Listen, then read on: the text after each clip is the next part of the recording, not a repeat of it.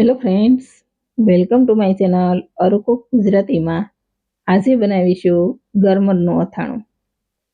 આ અથાણું ટેસ્ટમાં ખૂબ જ સારું લાગે છે. નાનો બાળક હોય કે કોઈ પણ વડીલ હોય બધા જ ખાઈ શકે તેવું બિલકુલ તેલ મસાલા વગરનું. જો કોઈ બીમાર વ્યક્તિને આપો તો પણ તેના જમવાનો ટેસ્ટ વધારી દે અને કોઈ પણ જાતનું નુકસાન નથી કરતું. અને આ અથાણું બનાવવું એકદમ સરળ છે. જો કોઈને અથાણા બનાવતા ન ફાવતા હોય તેઓ પણ આ અથાણું બનાવી શકે છે. અને જો કોઈ વડીલ વ્યક્તિ હોય તેઓ જો વધારે કામ ન કરી શકતા હોય તો એકદમ મહેનત વગરનું આ અથાણું તેઓ પણ બનાવી શકે છે. તો એકદમ સરળ રીતે બનતું આ અથાણું જરૂર ટ્રાય કરજો. વિડીયો સારો લાગે તો વિડીયોને લાઈક કરી દેજો, વધુને વધુ શેર કરી દેજો અને મારી રેસીપીના બીજા નવા વિડીયો જોવા માટે ચેનલને સબસ્ક્રાઈબ કરી દેજો. તો ગરમરનું અથાણું બનાવવા માટે અહીં મેં 500 ગ્રામ ગરમર લીધી છે અને તેને આ રીતે પાણીમાં રાખેલી છે. ગરમર પર બહુ બધી માટી લાગેલી હોય છે, એટલે બધી જ માટી પીગળી જાય અને આપણે તેને ધોઈએ ત્યારે તે બરાબર સાફ થઈ જાય. એટલે મેં તેને આ રીતે પાણીમાં રાખેલી છે. તો અત્યારે માટી એકદમ સરસ પીગળી ગઈ છે, તો આપણે ગરમરને એકદમ સારી રીતે ધોઈ લઈએ. તો હવે ગરમરને એકદમ સરસ ધોઈ લીધી છે અને તેના પર લાગેલી બધી જ માટી નીકળી ગઈ છે અને ગરમર એકદમ સરસ ચોખ્ખી થઈ ગઈ છે. તો ગરમરનું અથાણું બનાવવા માટે આપણે તેની સૌથી પહેલાં છાલ કાઢી લઈએ. તો આ રીતે છરી વડે તેની ઉપરનો અને સાઈડનો કોઈ પણ વધારાનો ભાગ હોય તેને કાપી લઈએ અને હવે તેની છાલ કાઢી લઈએ. તો આપણે છરીને આ રીતે આડી રાખી અને ઘસીએ એટલે એકદમ ફટાફટ તેની છાલ નીકળી જાય છે. આ અથાણું તમે શાક રોટલી, દાળ ભાત, કઢી ખીચડી કોઈ પણ સાથે ખાઓ તો ખૂબ જ સારું લાગે છે અને કોઈ પણ જાતનું નુકસાન નથી કરતું, કેમ કે આમાં આપણે કોઈ પણ જાતના તેલ કે મસાલા વાપરવાના નથી. એકદમ ઇઝી બની જાય છે અને ટેસ્ટમાં સારું લાગે છે અને હેલ્થ માટે પણ સારું છે.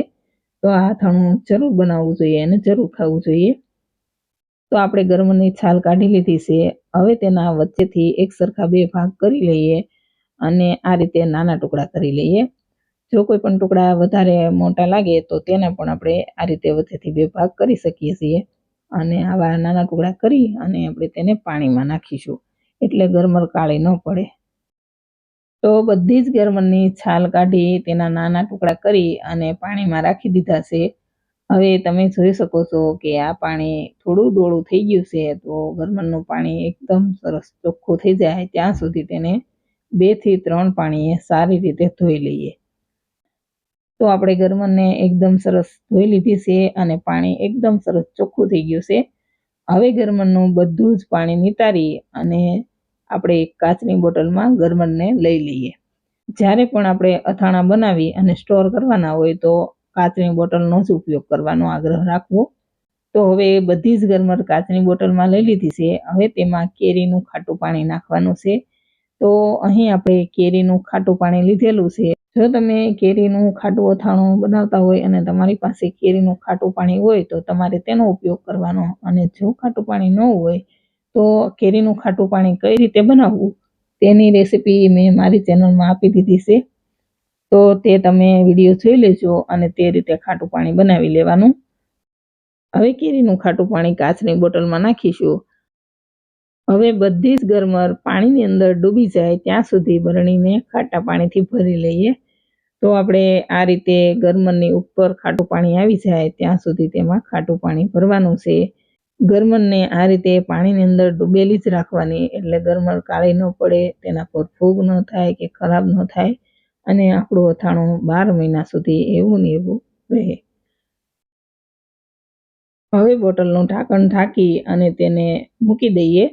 વચ્ચે વચ્ચે આ રીતે તેને દિવસમાં 2 થી 3 વાર ચલાવતા રહેવાનું.